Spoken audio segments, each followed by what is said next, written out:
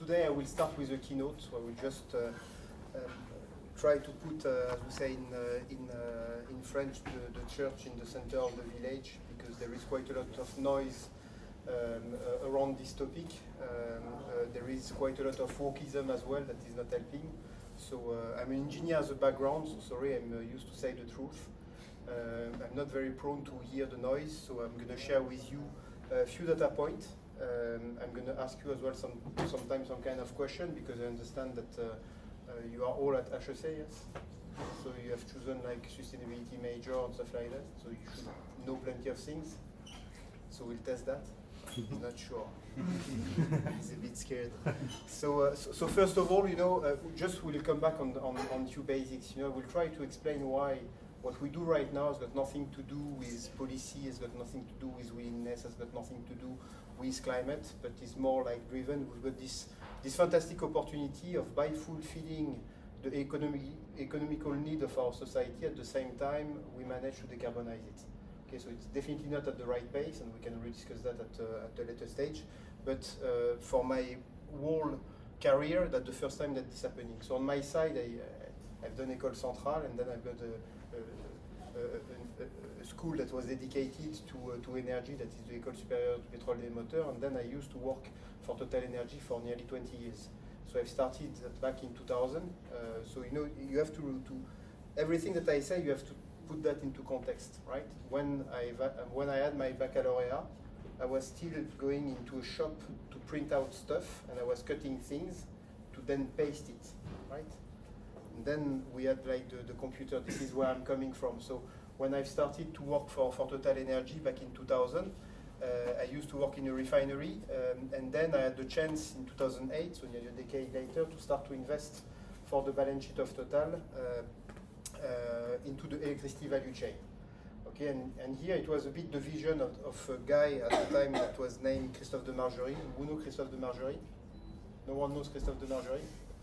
Okay, Christophe de Margerie was the CEO of Total at the time. He had the big moustache, and then he died like 10 years ago in the plane crash in Moscow. We don't know why. So in 2008 he had this vision, believing that we are reaching the peak oil. Okay, so have you heard about the Rome Treaty? Yeah, the Rome Treaty. So at some point, we still extract stuff from the ground, and then at some point, this stuff there is not enough. So then it starts to drop. So the idea of the Rome Treaty was to say that on the fossil fuel, at some point you reach a plateau, and then we use less and less. And within Total, there is something that is called the long-term plan. And the long-term plan is some kind of modelization of the Earth.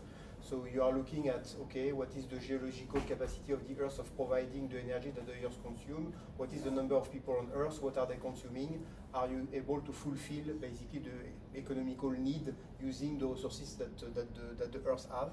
And in 2008, we are foreseeing in the Total long-term plan that by 2015, we would have reached the geological plateau. So at some point, you cannot produce more oil. So if you produce, you can see here on this slide, I don't have a pointer, you can see here that basically from 2000 to 2010, that's the fossil fuel, this is increasing, the GDP is increasing, the GDP is basically energy. I'm an engineer as a background, so we all know what is the definition of energy. Who knows what is the definition of energy, by the way? No one? No? Don't be shy, give it a try. Yeah. You. Nothing. I'm going to ask you everything. Try. Because we all talk about things, at the end of the day, CO2, like the movement of particles? It's a movement, yes. What is energy? Yes, the movement of elements that create other things. Alright, it's not bad. And you? That's the same thing. So energy, when you think about it, fire, or heat, or movement. So what is energy?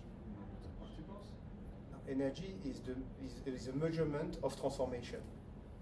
It's the measurement of transformation. So you are at HEC. You all know that the economy is extracting natural resources. We have invested into factories that transform those natural resources into stuff. It can be a car, it can be a Vuitton bag. Then we sell it, and that's what we call GDP. So at the end of at the end of the day, the GDP is the sum of all the transformation of natural resources into stuff. So if you look at the GDP and the usage of energy, you will find a linear correlation of 96.6%. So modulo the efficiency year on year, energy equal GDP. GDP being your measurement. So you can see that here you've got the GDP growing, so you've got the fossil fuel consumption growing as well. You can see that there was a fair share of electricity. So electricity, we used to have it since a while. So we know the nuclear, we know the coal power plant. So we put stuff. Basically, an electricity power station is mostly using right now coal or nuclear to produce heat. This heat is basically boiling water. This water, in the form of steam, goes into a turbine. It turns a turbine, and this turbine produces electricity. Highly inefficient, but fairly useful. So you can see that 2000-2010, economical growth equal increase of fossil fuel. And then within the long-term plan of Total, you reach this point and say, oh, by the way, in 2015, there is no fossil fuel anymore available to continue incrementally to have the growth. So at this moment, Christophe had in mind, say, okay, but I'm an energy player, so therefore my role is to fulfill the world of energy. The world will be lacking for physical reasons fossil fuel, therefore I need to produce something else, which is the electricity. At the time, electricity from renewable sources was extremely expensive. When I say extremely expensive, you know, we're all doing sustainability, but no one of you has got a clue of what is the price of the electricity. Have you got a clue of the price of the electricity in France? No, and you? No, still Thanks to not. Prof, yes, actually. Yes? Should be 30 cents per kilowatt hour. It's not bad, but this is not expensive. So basically, that's basically the solar price, you know, in country that is fairly irradiated, like Spain. So electronuclear price that is basically amortized in France is roughly 60. If you put new nuclear power plant, it's more 130. In France, you will have 50 for solar. So that's basically the pool price, to make it simple, is roughly at 50, to have a 50. You don't care about the measurement. At the time, when we were doing solar, it was 400. Okay? So, but the idea of Christophe was to say, we don't care because at some point, since we need it, the price will go to what it should be. Okay? So this is what I did back in 2008. What you can see here is that then we are totally wrong, because here you can see that it's still growing. This is still growing because at this moment something new was discovered in the US, and that's called the shale gas. Shale gas was totally, you know, missed by any big oil and gas measure as we name it, because it's not something that we believe as a geologist should appear. You don't, as a geologist, you put like dinosaurs, and then you wait 200 million years, and you put pressure and temperature, and then that's cook and that create oil that goes into what we call the mother rocks, and the mother rocks, they are like sponge, and then that migrate, and then that goes into a place where you've got argile, and then this plug a bit the oil, and then you drill and you find it. While the US guy, they go into the mother rock, they crack everything, and they get it out. And this was a bit something that was not seen by the market and developed by the US. And somewhat that has bridged this gap, because the reality is that since 2008, the conventional fossil fuel is indeed at its peak. So what we have seen here is that then the 2015 Paris Agreement, and then on this chart what is funny is that you can see that since 2015 the oil production remained more or less steady. Production means also consumption, it's a mass balance. There is no oil going into Mars or into Venus, so it's steady. And we can think it's linked with climate. The reality is that it's not linked with climate. It's linked with demand. At the end of the day, most of the world don't think about climate. It's a topic that has been discussed, but what is moving the needle is basically how do you fulfill the energy need. And what you can see here is basically that this is still increasing, but this increase is mostly electricity. And you can see the biggest part of it, so this is just a picture on China. So you see China has started to stall in terms of fossil fuel consumption far before that, and mostly doing electricity. Okay? And what is interesting right now is that electricity, the cheapest way to produce it is low carbon. So somewhat, the last 15 years, we end up having electricity coming from renewable that were at 400 euro per megawatt hour to something that today is at 30. and 30 is the cheapest one to do it. So ultimately, each time that you need electricity, you do it low carbon way, but it takes time. So if you go on the next slide, Felix. Try and work at the same time. Ah, it's very good. So here I put some data points that are quite interesting that project you a bit in 2050. This scenario is basically the scenario with the policy that we said that we would do. They are the scenario of the International Energy Agency. So you've got one that is net zero, that is one that is we do nothing, and there is one that is basically the current policy. That's the one of the current policy to be implemented. What you can see here, that's the final energy consumption here. So within 30 years, we should have more or less the same amount of energy consumed by our system. But this world has got 3 billion more people, and the GDP is far higher as well. Okay, so if you look at this world, more or less we have limited the energy consumption at the same level, but per capita we have minimized the energy consumption per capita by 20%, and per GDP it's a division by 2 in practice. This is, yes, you've got something to say, or? Yeah. Yes, please. Question. So I think you said before that energy consumption and GDP growth are historically highly correlated, right? Yeah. By 96%. Yeah. So, and of course we also had in the past high efficiency increase, etc. What makes you think that in the future will be so significantly different? Oh, there is one guy that connects here. That's good.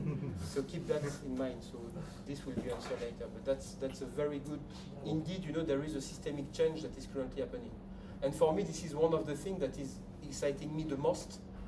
Is that basically for my whole career in the past, the fossil fuel career, is GDP growth, more fossil fuel. Okay. And right now there is a systemic change. So systemic change that the system means that it's changing, that is happening. In fact, you don't feel it because it's moving 2 to 3% per year, so you don't feel it. But if you add the year, this is what's happening. So indeed, there is something drastic that is currently changing. Definitely not at the right pace. This scenario still leads at 3 degrees of temperature increase. Okay, and for me, this scenario is the most credible one because from an engineering perspective, it's something that can be done. The net zero one is, from an engineering perspective, not possible in the time frame. But definitely, there is something that is happening that is big. So let's go on the next slide.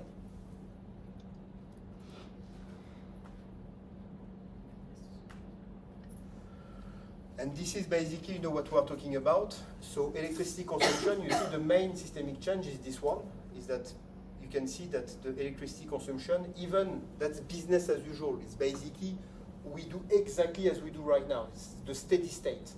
And this is not what's happening right now. So even in the steady state, you are talking about a doubling of the electricity. And that's critical on the systemic change. You will understand why that is used. Which means that the electrification rate, depending on the scenario, right now we've got 20% of electrification rate, meaning that as the end user we use collectively 20% of electricity. Business as usual is 30%. With the announced electrification, we are more at 40%. If we would be on the net zero scenario, we would be at 55% in 2050.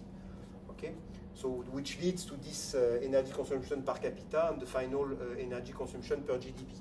So if you go on the next slide, you can see here basically what is this shift. So that's the energy consumption as of today.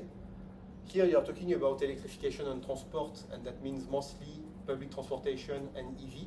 If you do this, you basically use less and less car, and when fossil fuel car get obsolete, you replace it by an electric car. And most of the people are mass transport, and I will explain a bit this later. So you can see. 1 second to the previous slide. Yes. I have a question. Yeah. So if we look at the energy consumption per person, per capita, in that case, that would mean that practically all the electricity consumption increase goes to practically the new population that will be born in the next couple Not decades. only the new population. Plus some consumption, but given that per capita we don't change much, that means that in the West we have plateaued our per capita consumption. Per capita, in fact, you are talking that we are here. So we are 20%. Okay, we still are. So this one is if we change nothing. It's definitely not happening. Right now, in fact, we are changing. So I would say that for me, the core scenario is this one. So that's why I put on the other one, the minus 20%. Okay. So here, those are the main elements, because ultimately, the people, when they talk about energy, they always talk about the production, fossil fuel, electricity, and so on. At the end of the day, there is no one that is drinking oil or sniffing gas or eating coal. We are currently feeding machines, producing movement and heat that are providing three types of service: transport, then the industry, which is transforming stuff into things that we like to consume, and then the shelter. So if you look at basically what's happening on this shift, more electricity of transport, less on fossil fuel. Industry, you've got more and more electrification of it because it's becoming cheaper and cheaper, and therefore less fuel. And building, the same, it's more and more heat pumps providing heat and cooling, and therefore you displace the fuel. So I would say that this is quite systemic. This is basically, you are currently changing the system, and it's also greenfield, new build. This is mostly retrofit. Most of the building, they already exist. We are not going to destroy all the building to build new one.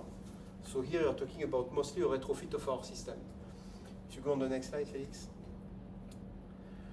So here it's what we try to explain in terms of where the market is. So you see GDP, that's the picture of last year. So then we don't end up into like making projection, etc. So what happened last year? So last year we had GDP globally 3%. You see total energy demand 2%. So here, first of all, you see that there is a correlation, but you see that you grow less the energy than the GDP, which means that somewhat it's becoming more and more efficient. Year after year, we improve the efficiency of the system, and marginally, when you've got more GDP, you've got a total demand that is lower. But what you can see is that since now 5 years, or less than 10 years, that's very new for me, you've got the electricity demand that is totally outpacing the GDP and the total energy demand, which means in a sense that the total energy demand in fossil fuel remains steady, and marginally, this is what we have seen in China, everything is electricity. Here what we try to do is that we try to split what is linked with the GDP. Okay, if you run more your factory at some point uses electricity, so if you've got more GDP, you're going to use more energy. That's the way it is. So this was the growth in the past, and what is systemic? Systemic is that our system run away, and every year we are moving this system towards more electrification, and this is the systemic change. So every year you gradually increase the share of electricity of your system, and what we see since the last few years is that this systemic change is as big or a multiple of the GDP. So basically right now that means that we have re-entered into a capex world. We are investing capex into the system to change the way the system is working. And if you look at this demand, that's super interesting, because and that makes me quite happy into the faith that we are going to do something regarding decarbonization, is that the underlying market of the systemic change has got nothing to do with policy, nothing to do with climate, nothing to do with nothing. It's just basic needs. The first one is the air conditioning. So the underlying market for air conditioning is climate drift. I don't like to talk about climate change because climate change would mean that we would come back to a normality. During my lifetime, I'm not coming back to normality. During your lifetime, you're not coming back to normality. During my kid's lifetime, we are not coming back to normality. The climate is drifting irremediably. That takes too much time. Okay? So climate drift is happening, and already we've got more and more frequent heat wave, and therefore the world is equipping of aircon. And aircon is electricity, it's a heat pump. And the demand is huge. So here the secular demand of aircon is linked with climate drift, and climate drift is not going to change, and you cannot change it. It's just as simple as that. You know, even in France, we used to have no aircon, now you start to have aircon everywhere. In some areas, the weather will become deadly. So aircon will be compulsory, or you die. It's becoming very at the base of the pyramid. First, you know, in the past, it was first Wi-Fi, then aircon. We'll put first aircon, then Wi-Fi. If it's dead. So that's the first one. Second one is, for me, linked with demographics, and it's the demand of transport. Demographics today, 7 billion people on Earth, 55% of people live in cities. Okay? Do you know what the number of people expected in 2050? You? 9 billion. 10 billion, yes. And do you know what is the share of people living in cities? 30%. 70%. We are not delocalizing people to the farm, we are localizing people in cities. Cities are not really extendable. So you can see that they are already all congested. So basically there is a huge need for mass transportation that we call public transport, which will be metro, tram, you name them. And they will move millions of people. And then for health issue, you've got now an economical reason as well. EV is becoming very cheap. You are going to see that a bit later. And therefore, each time that you replace a car, you are going to replace by an EV because it makes sense. But the public transportation is critical. Okay? So that's the second secular megatrend. So first one, demand of cooling with climate. The second one, demand of transport linked with demographics. Okay? Are we going to change the demographics of the world? Probably not. No. Are we going to change the willingness of people to go in cities? No. Even if Trump said the opposite? No, doesn't change. The last one, and that's a huge one, is the data centers. Okay? So as I explained, in 2000 when I started, there was nearly no internet. I had internet myself in 1996. Okay? So it was expensive, so I did not have internet in 2000. Right? When I was in École Centrale, there were guys that were super smart. They have invented a network. Okay? So that's crazy, and they were playing in Counter-Strike already. So you see the use of it, so that shows basically not give you a good face in humanity. You know, oh, let's do a network, let's do Counter-Strike. Kill each other. Anyway, so that was this timing. So basically, the data demand at the time was nothing. There is no data exchange, or like mail, and the thing was it was very, very slow. So in 2000, data demand represented perhaps like, perhaps half of the electricity consumption of France in 2020, sorry. Only. And then we had the COVID, and then since then there is something that had fully exploded, which is the streaming. Streaming exploded. So from 2020, and this is what I talk about, is that basically from ever to 2000, no energy for data. For 2000 to 2020, you reach a point. From 2020 to 2025, you double this point. Streaming. Okay, if you look at the end user of data right now, 25% is short, so basically YouTube. 25% is long, it's Netflix. 25% is gaming. 25% is business. Yeah, weird. So, and then you reach some areas where basically you put plenty of data centers. So we have to realize that basically in Ireland, right now it's forbidden to build a new data center because 26% of the electricity produced and consumed in Ireland feed data centers, which is more than the people consumption of Ireland. In a sense, if you are on a spot price in Ireland, and suddenly at 11 o'clock in the evening, everyone watch YouTube, and that creates a spike of streaming, the price of the electricity of Ireland will increase, and when you try to have your heating system functioning, it will be driven by the usage of YouTube of the people in Europe. Okay, so that gives you as well a sense of what's going on. So it's a bit crazy. This is about to double in the next 5 years. In fact, the data demand is likely to become the first consumption in the next 20 years. Because when you've got something that is doubling every 5 years, well, and that is already fairly big, it's becoming like super, super, super big. Then it's a matter of what is the use. So, three main areas of demand for electricity. One, cooling linked with climate change, climate drift. Two, transport linked with demographics. Three, data linked with the social way that you use media at the end of the day. You know, it's what we're talking about. Are we going to change that? Who think that we're going to change that? Okay, so then you believe that we are going to grow the electricity demand.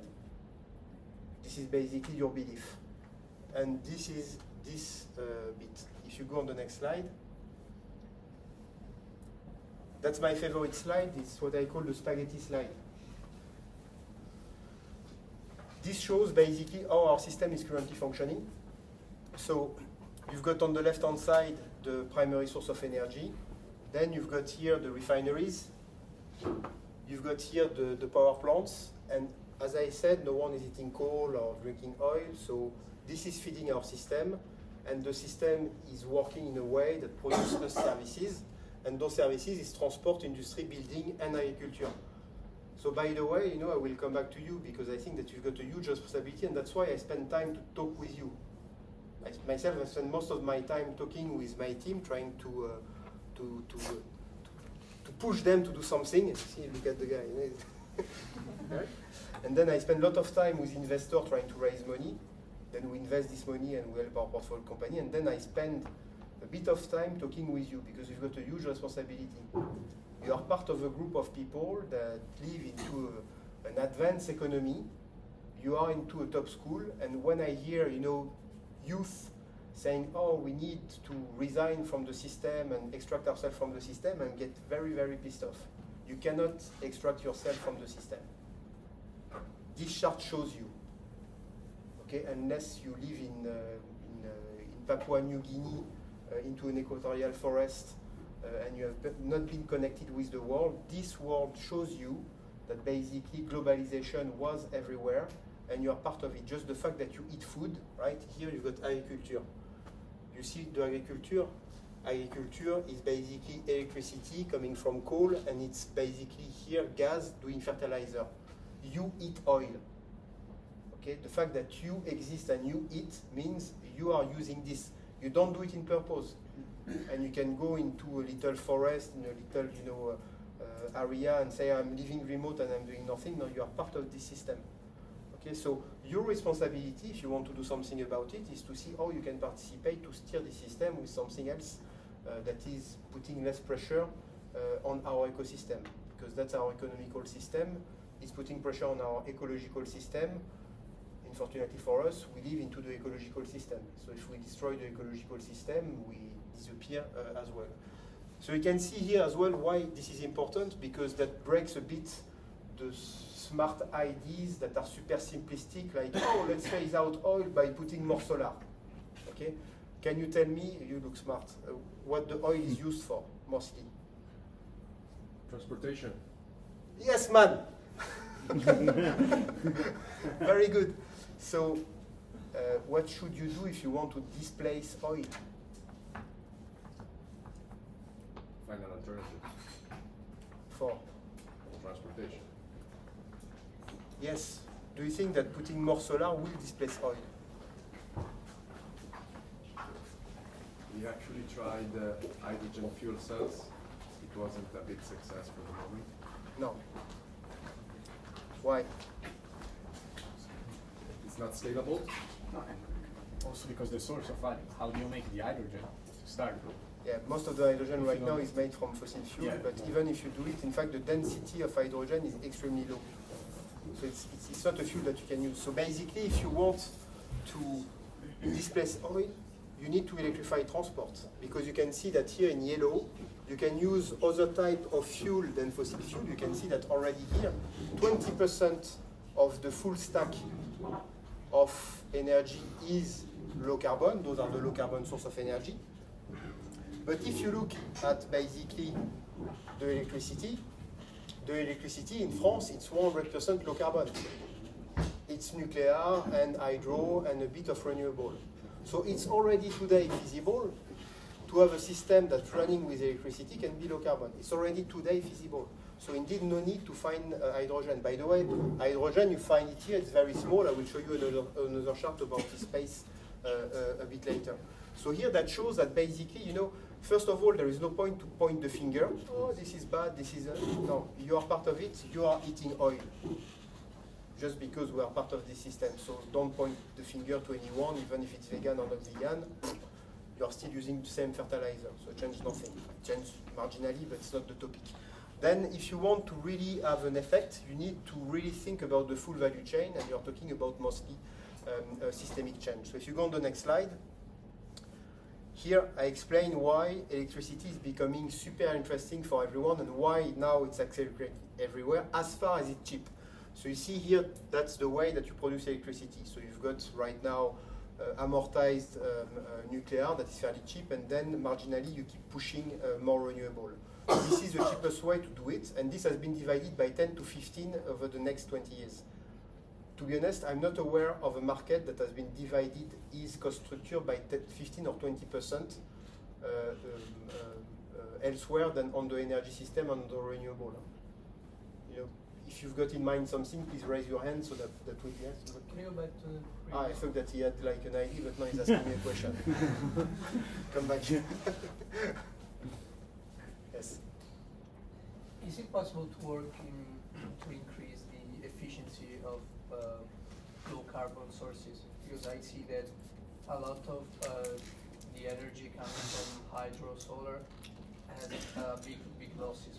No, so on this chart, the losses that you can see here, in fact, they are mostly the losses from the coal.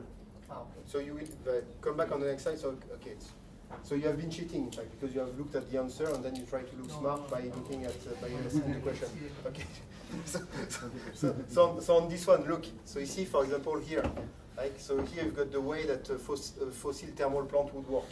So you use coal or you use gas. Basically, what you do is that you burn it. You burn it. It's a bit kettle. You boil water. This water is making steam. It goes into a turbine. The turbine is running. And we know that when you are moving a turbine in one sense, you know, you've got like a magnet and then that produces electricity. This is highly inefficient. You see, you burn a lot of fuel, you produce a lot of waste heat and therefore CO2, and you produce a bit of electricity. Let's say that for a coal power plant it's 30-35%, for a gas plant it can be 45%, for a combined cycle that will recover a bit of heat, you can go to 54%. But that's like the top of what you can get. If you go into wind and solar, well, it's just 100%. Huh? It's just as simple as that. Sun power, electricity. So that's super efficient. The problem is that in the past, this was very expensive. 400, so 10 times more than the electricity. So that kills the willingness of everyone to do electricity if the electricity is super expensive. But suddenly, this is becoming the cheapest way to do it.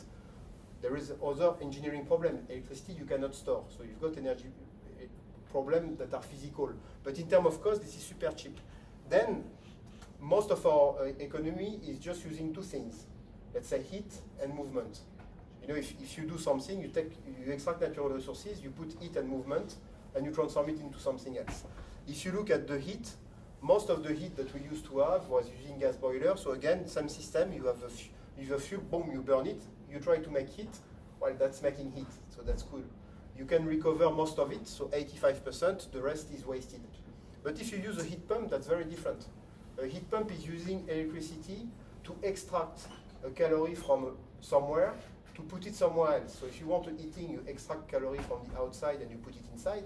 Even if it's cold outside, you can still extract the calorie and put it inside. And the more you put calorie, in fact, that's the principle of a heat pump. The same when it's very hot in summer, you extract calorie from the inside to put it outside. Okay? This is 400% efficient. Okay? So for the same heat, you are going to use 4 times primary energy. So this is what the people forget, is when you use electricity, in fact, you stop wasting energy. You use it mostly. So therefore, for the same amount of heat, you need 4 times less electricity than fossil fuel from the well. It's the same for transport. The internal combustion engine is the worst things from an engineering perspective that you could invent. It's like 250 mechanical parts that are moving all around the place to just control an explosion, to try to transform it into movement. Basically, you see that's a heater. You produce heat and a bit of movement, 30% efficient. An electric engine, if you have been to a Tesla, you can feel the torque and you can feel how it works. It's 90% efficient.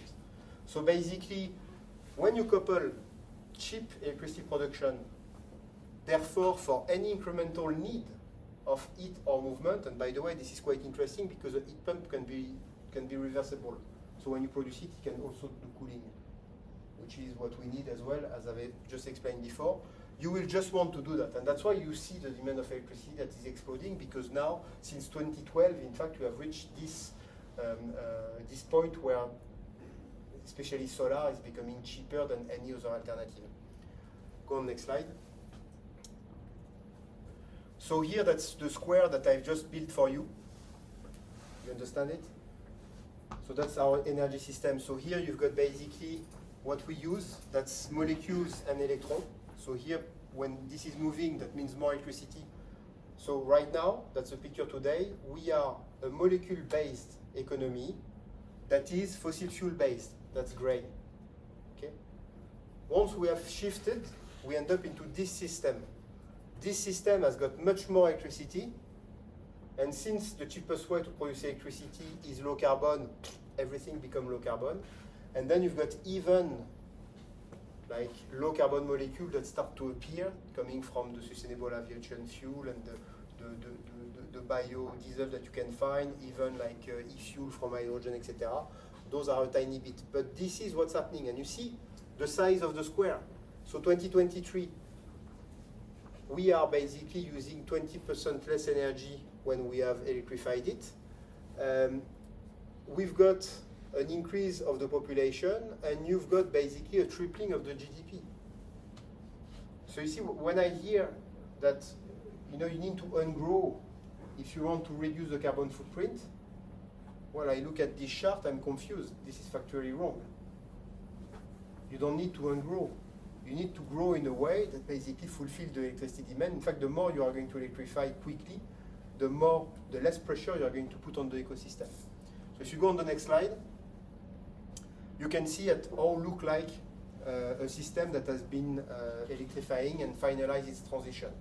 So if you want to be Paris aligned, in fact, this picture is always true, and for me it will always happen, because economically speaking, this is what is required. But you've got huge hurdle to accelerate that, and I will come back into those hurdles. If we want to be on track with climate change, we should do that by 2050, right? I think it's not possible for physical reason. You see the main difference with the other chart. Can you go quickly on the other spaghetti and come back in? You see, this is like slim. Go like that. This is fat. That's our electricity system. To have this globally, you need to add on our current system 80,000 million kilometers of power cable. So for everyone that wants to understand what it means, that means doing 200 times the return from Paris to Moon, to satellite, or going one way to Venus when Venus is the closest to Earth. If you want to do it on track with the Paris Agreement, remaining below the 2 degrees or 1.5, that means that every 5 days we need to do the round of the Earth with a power cable. Okay? Do you know at what pace do we do it today? You? No? You? Ah, that's it. You end up at 30 cents per kilowatt hour. No, we do it into 15 days. Okay? So there is already, so now you understand that if you put a power cable every 15 days around the Earth right now, you've got hundreds of thousands, if not millions of people that are currently digging hole putting power cables. And you understand that if you want to triple the pace of it, you need to have millions of people multiplied by 3. But you also understand that in the top school, we have learned to the youth that they need to learn artificial intelligence to make an NFT to tokenize a carbon credit of a tree planted nearby a river where people are thinking. And you are going to become rich with it, and then Zuckman is going to try to steal your money by putting a 2% tax on this kind of things, right? When in practice, what we need is to promote people basically digging hole, putting power cables. Okay, so that's a bit the difficulty of it. The second problem as well is that, as we all know, what is the share of copper used into power cable? You know nothing, man. 6%. Globally, no, globally, the total copper production. Yeah. What is the percentage that we use into power cable? Nothing. 60%. That's not bad. It's 50%. So 50% of the global, copper production goes into power cables. So all the people that are doing this, instead of planting trees to try to make an NFT, to then having these wells stilled by Zuckman.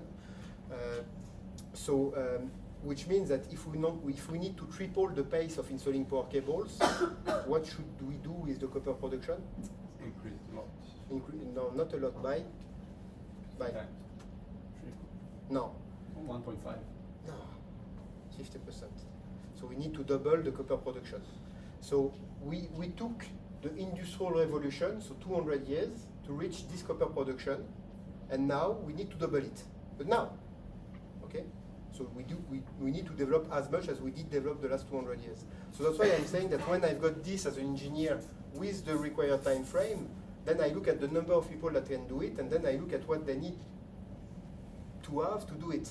Well, we need to have 3 times more people digging holes, putting copper everywhere, and we need to double the production. So we don't have a problem of stock of copper. We've got a problem of flow. The people are always, you know, thinking stock and flow, or confusing them. Okay, so we don't have a problem of stock, we've got a problem of flow. So this will be slower, and therefore we are going to have a climate drift, and therefore the problem of adaptation will be a huge problem. Okay, because it's likely for me that we are going to be at 3 degrees of average climate warming with this case, which is for me the central case that is going at the pace of what the economy wants to have in terms of electrification. So now if you go on the next slide. The good news is that you see that's the amount of investment that is made on the energy system. So now, since I've shared with you a bit the market dynamics, I will come back into the economics and why we do what we do and why it makes sense to do it. So if you look at the investment into the energy system back in 2015, the date of the Paris Agreement, so you can see that we are investing more than 2 trillion per year. 2 trillion, so you know what is 2 trillion? Yes? More or less the GDP of Italy. It's good, yeah? Yeah. So we are investing the GDP of Italy into the energy system. But what you can see here is that already it was half-half, even a bit more. So we are already, so this is basically the investment into the electrification of the end user, so having an electric engine, having a heat pump, investing into the grid, and then investing into low carbon sources of energy, which are mostly renewable. This was already in 2015. So you know, when I hear that the market is small, when I hear that the market is new, when I hear that we're talking about breakthrough technology, I don't know what we're talking about. We are talking about a market that in 2015 was already outpacing the full fossil fuel market. This is what we're talking about. Okay? And if we look at what is happening this year, it's a market that is twice bigger than the fossil fuel market. And you can see that the fossil fuel market remains always the same. Why? Because we have reached the plateau. So we are just investing money to try to maintain the plateau. Because if you starve the energy system that we have right now that is running 80% molecule, you kill the GDP. You don't feed the system. So you don't give food to the system, it just collapses. So irrespective of any case that exists from the International Energy Agency, business as usual to net zero, in any case, this is still growing. So that's why as an investor we like it. Because you know, if the piece of cake is growing, it's easier to make money when the piece of cake is shrinking. So as an investor, for me, it makes no sense to go there, make a lot of sense to go there. If I would be there and I own this asset, I have to do something with it. But we invest. So why should I go into a place that would basically have less and less investment there? Okay. So now, this is an interesting one, because this is where these investments are made. On the left-hand side here, you've got the investment into the clean energy value chain. This is the fossil fuel. So you see, again, fossil fuel, very small. Clean energy value chain, very, very big. But this is what I could call a super Pareto. In fact, there is 3 areas that are capturing or investing more than 2/3 of the investment in the energy system. And they are namely an union of states, which is European Union. So let's say that we are different states, but we behave a bit the same. Okay? There is United States here, and then there is an empire, China. They are not behaving exactly the same. And then there is the rest. So basically here you've got like 100 and whatever number of countries that are investing a bit each of them. So that's why, you know, when we say about the just transition, etc., this is very difficult to happen. Because as an investor, you know, if I want to address this market, you will see a bit later, we've got a team of 30 people in 7 countries, and we can address it. If I want to do this here, I need a team of 500 people spread across plenty of area, with plenty of currency risk, with plenty of political risk. So in terms of risk-reward, this is a very bad area to invest in. So that's why, in fact, the just transition and basically development of those countries is always very, very complex. But here you can see something else that is very interesting, is those are working a bit as a couple. China, you can see here, in percent of GDP, it is the country that is investing the most into changing its own system. Look at this. More than 4% of the GDP on a yearly basis is invested in China on their energy system. And most of it is on the electrification of it. Do you know why? He's trying to do something because he knows that I'm going to ask him. Why China is... why China is doing this?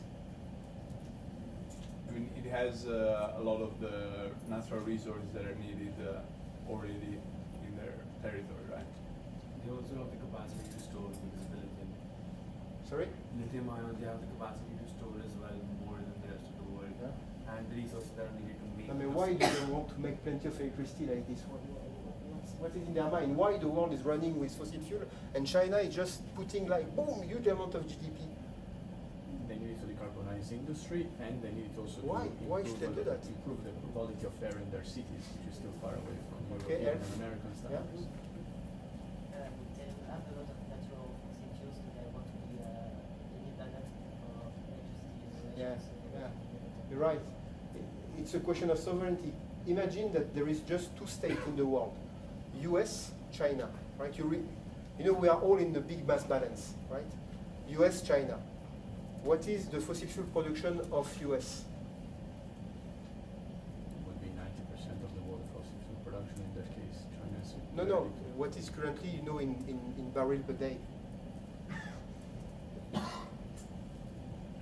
don't know, in barrel per day, was it something like 4,000 gigawatts? So Gigawatts per currently year. the US is the biggest fossil fuel producer of the world, is 27% of the fossil fuel produced, right? This equates to 11 million barrels per day, okay? What is the current import of China of fossil fuel?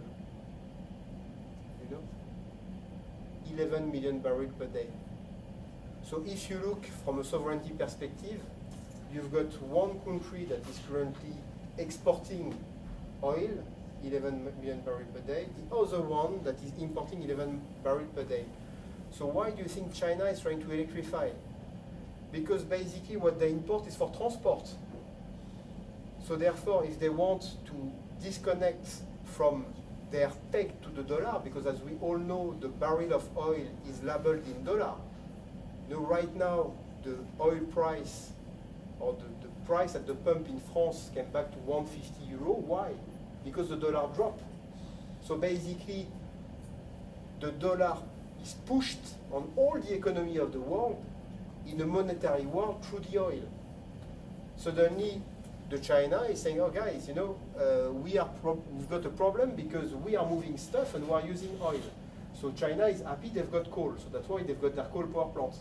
But at some point they see that they will lack of coal, so that's why they've got a nuclear power plant. So if you've got one country in the world that they've got a true nuclear program, is the China, to replace their base load of coal with nuclear. So this is handled. So then say, okay, we can do plenty of solar, that's great, let's do that. But if you want to have solar and disconnect from oil, as I explained, you cannot displace oil by solar unless you have electrified your transport. And if you want to electrify your transport, what do? Batteries, and you do cars, and we'll come back into it. And this is the game that they're currently doing. So, you know, let's not be naive. You are currently in the middle of a sovereignty war. This war is translating by the electrification of China. And I've made some back pocket calculation. At the current rate of electrification, I believe personally myself on my back pocket that China will reduce by perhaps 3 million barrels per day the production, the consumption of oil. And guess what?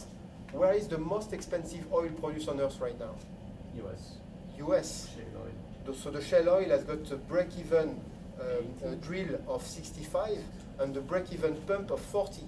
So in fact, in 50 years, we will still have oil. And the last drop of oil that will be extracted from the ground on Earth will be from Saudi, because Saudi is $2 the production. But the first drop of oil to be removed that will remain under the ground is the US one. So the current war is there. is that basically when they decarbonize, they are going to take less. And since we are in all mass balance, in fact, we are decarbonizing as well, and they are decarbonizing as well, and they are decarbonizing as well.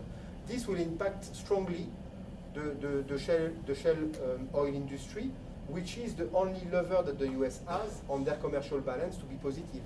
So don't underestimate the economical war that is behind it. When we talk about decarbonization, we're talking about a de-dollarization of the world. Localization of economies, local currency, as far as the banking system is working, will take a lot of strength. I mean, Russia would be the only other country that relies on such high price of oil. No, Russia is very different. At the end of the day, Russia is a country that is. The thing is that Russia has always been producing a lot of fossil fuel, and the main consumer of this fossil fuel was Europe. And then with the Ukrainian problem, we said, oh, that's not great. You know, at the beginning of the Ukrainian war, Europe realized that basically, you know, it's a bit like you are like a trader, and you've got a portfolio of shares, and you rely on your gas system, then you've got one share that is 80% of your portfolio, and guess what? You don't like the company, you don't like the CEO, and you cannot sell. That was the situation of Europe, so that's why you've got plenty of things that were put in place over the last few years. But again, everything is a mass balance. So everything that was moved from Europe then came to China. And what China has done, that's why China do not really care about gas. Because what they've done is that with their banking system, they have been financing in yuan projects in Russia that they are purchasing in yuan. That's sovereignty. You know, it's in another country and the guy can be crazy, but still you are financing it, you are paying for it, but it's your currency. When basically US is dollar and dollar. So that's the main problem, and China is doing the opposite. It will come a bit later. So now we'll just share with you like few slides just to strike a bit your mind to understand what's going on.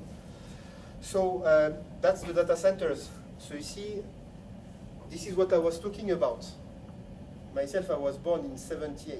Okay, so basically I had my computer like I had the PC 1512, you know, when I was, I can't remember, it's a big floppy disk, very bad. So 20 years, you know, to penetrate, no interconnection. So you see internet, 1995. That's when I had my baccalaureate, roughly. Penetration, again, you know, you've got a better penetration, but still take 25 years. Then you've got artificial intelligence just starting, but look at the pace. It seems to look fast. So you see here, that's basically the power demand. So you see we've got the power demand, so that was basically internet, COVID.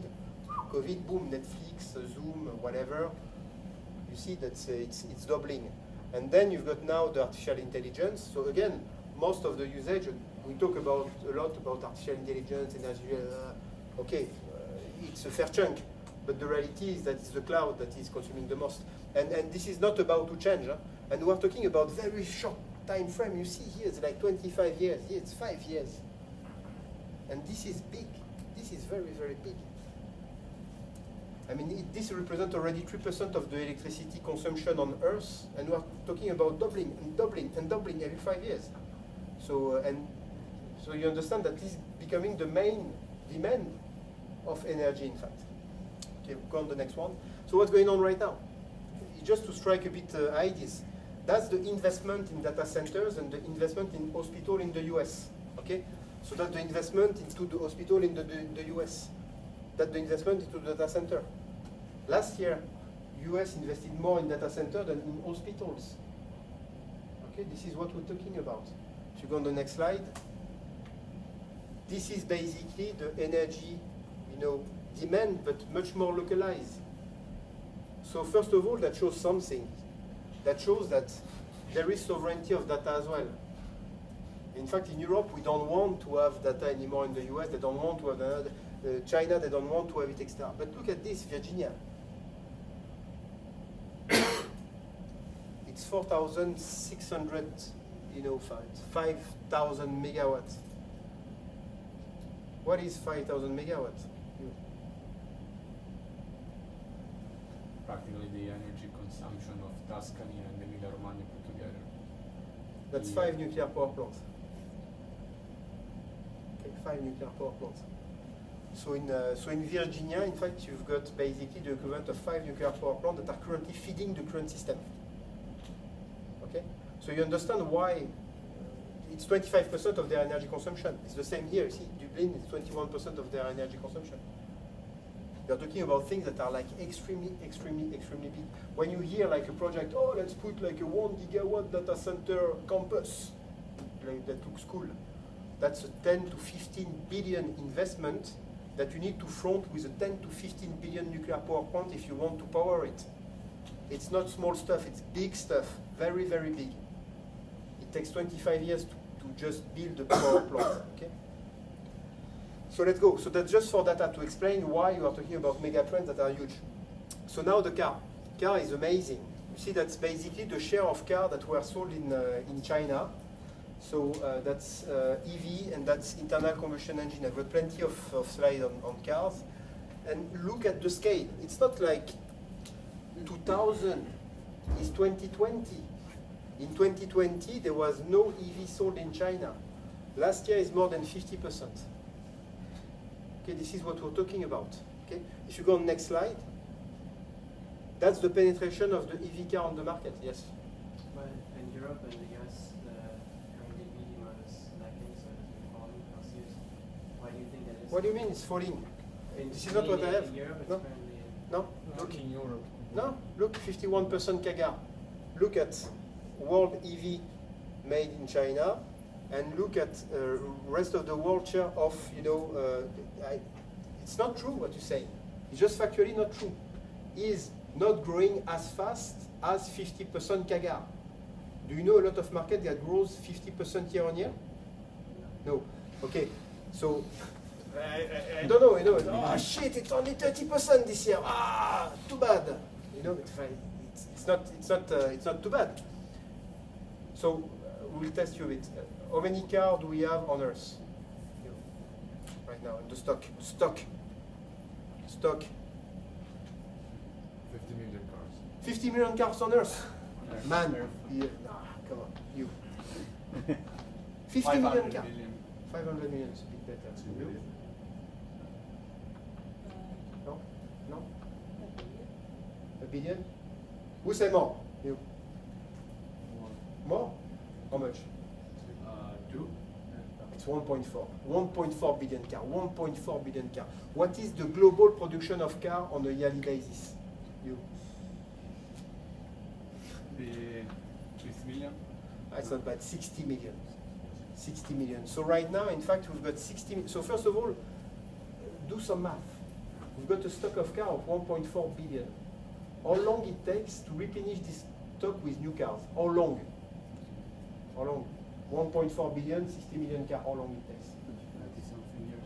Sorry? 20-something years. Yeah, it's roughly 30 years. Okay. So when you talk about electric car will have a problem, there will be the batteries, blah, blah, full of shit. I mean, you are talking about 20% of something that takes 30 years to replenish the stock of cars. The problem is, for me, the car concept is amazing. It's better, you know, in terms of luxury brand, is better than Louis Vuitton. It's crazy. Because when you think about it, you work, right? And then most of the people use a fair chunk of their income to purchase a car. Okay? It's like, if you look at it, I know, Alexandre Lunga is working for me. What do we have? He's got a Q7. And then say, oh, I've got a small bonus. He's 22. Come on. What was that? Anyway. But look at Alexandre Lunga, for example. You will see him. He will come later. So then you can, shame on you. He's got a Q7, right? So his Q7 has got 7 seats, right? Myself, I've got no car. So here I've got a car park. So he's using my car park to park his car here because he don't use his car that much, I guess. That's why he's using. So basically, he has purchased an asset that is a depreciating asset. Because we all know we purchase an asset, a car, boom, 30% day one. Nah, so it's a depreciating that he used as an average. Do you know what is the usage rate of a car? Do you know what it is? 4.5 years. No, I mean in terms of percentage of the time. Oh. So you've got an asset, you know, you are in HEC, you've got a factory, you want to use 100% of the time of the factory, or even 120. If you can have people, you know, not sleeping, it's great. You know, let's do more. Yeah? It's like 2 to 4%. That's 4%. So we use a depreciating asset 4% of the time. Most of the time, we are one in a car. So it's 1/5 of this capacity. And we all go into traffic jam to waste time, right? And then we've got internal combustion engine that are 30% efficient. Okay, so the efficiency of a car is 4% divided by 5, multiplied by 0.3. So it's something. So the system itself is insane. So the only logical, you know, conclusion that I may have is that the people that are making cars are genius in terms of selling cars, because everyone wants to have a car, right? That's a bit crazy. Look at now the logistics. Amazon, totally the opposite. You've got a truck, and in this truck you try to stuff it as much as you can, and then you take a driver that is coming from Poland because it's cheaper, and he's not going to complain when he's going to sleep into the truck. And we have to put regulation to make sure that those guys are not making overspend. So that's why, you know, the car system is a bit weird. But anyway, it was just to give you a sense of it. But I'll come back into this one. So basically what we're talking about here is that here you've got a massive shift. And this massive shift is led with China, simply because China wants to disconnect from oil from the US. So this is not going to change. And they are making super cheap cars. So if you go on the list, on the next slide, so here you can see what's going on. So that's the battery pack, again, divided by 10, 15, 20. It's not sky is the limit, it's bottom is the limit. I don't know where is the limit. And look at the price of an EV car in China versus their internal combustion alternative. Again, 5 years. 5 years. 5 years ago, less than 20% of the EV were cheaper than their internal combustion alternative. Last year, more than 2/3 of the EV are cheaper than their internal combustion alternative. I wait for this number this year. It's just basically 100%. It will just make no sense, economically speaking. You know, in 10 years, you will go into business school and you will look at the business model of Peugeot and Renault at, you know, in parallel of the business case of Kodak. People that were believing that, you know, the film, you know, I guess that you have looked at Kodak, the digital camera were coming, and people say, oh no, we've got the digital film, that the numerical film that will be great. They were basically, you know, just missing the point because they were not seeing this coming. At some point when this is becoming that cheap, well, you just do it. So that's Fortuna. So then that's solar. So solar is funny as well. So this is the World Energy Outlook for the International Energy Agency. I'm not making up those numbers. I've been seeing that since my whole career everywhere. So it's something that you look, and basically they look at how the energy system is going to use energy. So that's their prediction about the solar addition. So in 2010. So in 2010, when they've made their analysis, they say, oh, we believe solar will be there. So year after year, say, oh no, we believe it will be that. That's 2022, as far as I'm aware. It's 3 years ago. 3 years ago, those guys that are the best, you know, guy to assess this says, we believe in 2040 we're going to be there. 3 years down the road, you're there. Okay, so again, I hear sometimes, oh, solar is, you know, struggling, you know, is not moving this way, etc. Well, I don't see. Factually speaking, no, it's not struggling. It's just exploding, and just exploding because it's super cheap. So if you go on the next slide, well, you understand why again. The same story. It's always the same story. The same story is that basically China started to integrate the value chain. When they integrate the value chain, they've got economy of scale that reduce the price. At some point, the price is that cheap that everyone is taking it because it's the cheapest way. And by the way, China on a standalone basis is 50% of the worldwide effort. To give you a sense, China in first quarter this year have installed more than 100 gigawatts of solar, okay, which is equivalent to the production of 10 nuclear power plants. to give you a sense of what we are talking about, 100 gigawatt is the French plan of solar by 2050. Okay? So the current pace of installation of solar in China in 1 quarter is the ambition of France in the next 30 years. Anyway, let's move on to the next slide. Can you explain the per kilowatt hour costing part? Sorry? The per kilowatt hour costing, given the right side of the graph previous slide. This one? Right side, per kilowatt hour, the costing. Yeah, that's the cost, yeah? Yeah, so is that scale right now Yeah, the national, like per nation, Yeah. 0.2 for China, or is it following the line from that? No, it's the that's- orange line. Yeah, that's the orange The line. orange line, right? Yeah, that's the cheapest one. Yeah, I mean, right now, in fact, you've got even below that in Saudi, etc. It's super cheap. So then you can see the battery is the same. So solar is problematic for the grid itself. So battery is required. And again, the people were misled. They were saying, oh, the solar will not enter into the market because the batteries are expensive. Can you tell me why the batteries are cheap now? Because China is electrifying its transport, and what is the car? Is a battery. So basically what leads again, you know, everything is intertwined. What leads the battery cost is the fact that China want to decarbonize its transport because they want to import oil, but by doing so, the battery becomes super cheap to stabilize the grid itself. So basically the side effect of decarbonizing transport in China is stabilizing the grid and is helping solar to penetrate everywhere.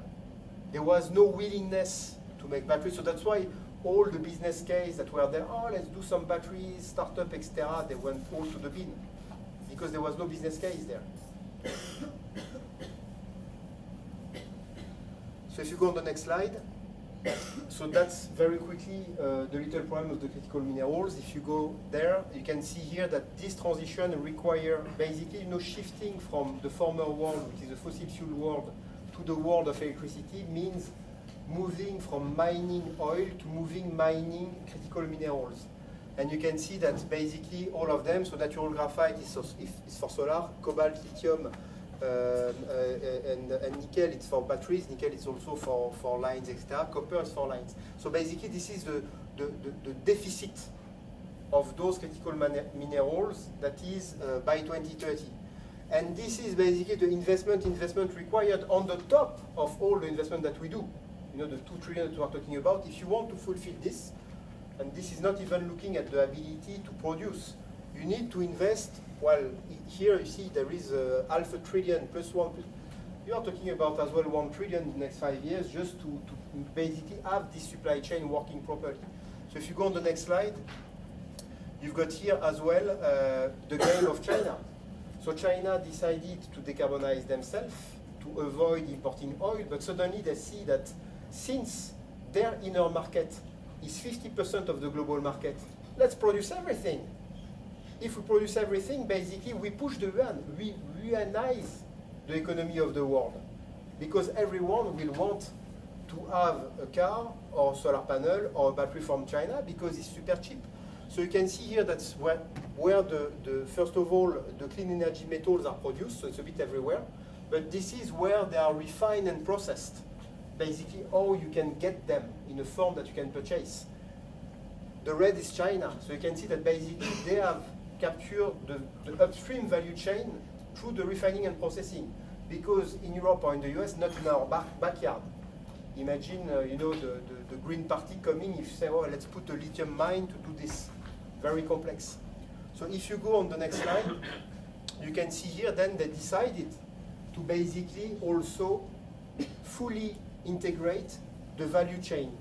So if you look at doing offshore wind, if you look at doing solar, if you look at doing electric vehicle, heat pump is less obvious. But for those one, basically you're stuffed. You know, as an investor, I would never invest into this value chain, this value chain, this value chain, producing something that is commoditized by the Chinese. You know, if you look at Northvolt, the gigafactory of Europe, where in fact you had, I know, 3 billion of equity that was funded by the state, and then 3 billion of equity, and then you had a debt there, and we call that a gigafactory. this is peanuts compared to what is produced in China. It's just basic analysis of flow. Basically today, China capacity of production of batteries is 6 times what the world requires. So anyone that wants to put a new battery on the factory on the system will be automatically killed straight away. You cannot compete there. It's not possible. So you have to be extremely careful, but that means as well that this is helping your system to decarbonize. Because that means that if you take full profit of it, so that's why, you know, the tariff ID on those kind of things are not a great idea. I mean, if you want to electrify transport, you've got a cheap electric car. Well, it's better to have a cheap electric car than basically, you know, putting a huge tariff to try to make your internal combustion engine car still competitive versus the competition. Makes no sense. And it's not bearable because ultimately you just create deficit. And for you as an end user, you pay more. So it's at the expense of the competitiveness of your country. So if you go on the next slide. What about the United States and their fight against climate change? So here I'm going to tell you a little secret. The US is in fact the biggest contributor to the fight against climate change.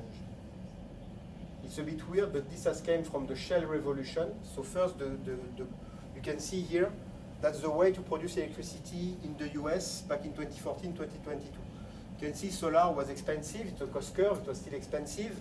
Wind was quite okay. Here they found shale gas. Like 5 years before, this number would have been there. 10 times more expensive because basically the Henry Hub was the most expensive gas because there was no gas in the US. They were in the need of importing gas. So the first move in terms of CO2 reduction for the US has got nothing to do with the willingness to do it, but it's a shift from coal to gas. And to be honest, when you shift from coal to gas, you are reducing drastically your emissions. And then what's happening right now is that, you know, God bless America with renewable sources. Look at this, you know, you've got like solar everywhere, wind everywhere. So basically right now, and this was 2022 numbers, so the number of today are even below, there is no other cheaper way in the US than renewable to produce, you know, electricity. So if you go on the next slide, I've been plotting here, because the US, unlike the noise that you can hear, is consuming less and less fossil fuel, and is consuming more and more electricity. Why are they consuming electricity? You have been following what I've been saying? Why are they consuming more electricity? To pass from coal. No, why are they consuming more? Why? Increased energy demands. For? Transportation. No, refrigeration. Data centers. You've seen it, data centers. You've seen it. 60% of the incremental demand of the US next year is data. It's electricity, is data, 60%. Okay, so that's just crazy. All the tech of the world is in the US. Therefore, all the data centers, you know, are skewed toward US. The investment is enormous. The energy demand is enormous. Therefore, you need to produce it. And look at this. This is the cumulative addition of renewable. And this is the cumulative addition of fossil fuel. You can see in 2012, for the first time, the fossil fuel start to drop. Now you've got a next net phase out. And here I put like Obama, Trump, Biden, Trump, whatever. These trends do not care about politics. It's pure economics. It do not care. People want to make a YouTube. They want to use a data center. They want to do it as cheaply as possible. That's the cheapest way to do it.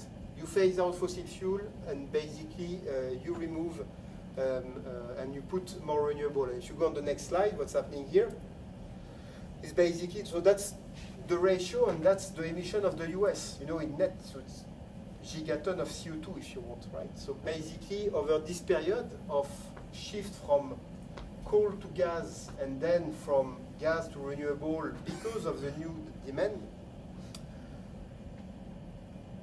the CO2 emission of the US have been dropping by 1.5 gigaton. So as you all know sustainability, you know what it means. What is the current carbon footprint of France? You? No. You? Two what? No, it's 400 million tons. So basically, during this period of time, US has been removing from the system the equivalent of 2 times France. Okay, and again, you know, this was before the Paris Agreement. So again, nothing with climate policy, nothing policy driven, nothing politician, pure economics. Shift coal to gas and now fulfilling electricity demand with low carbon source of energy because they are the cheapest.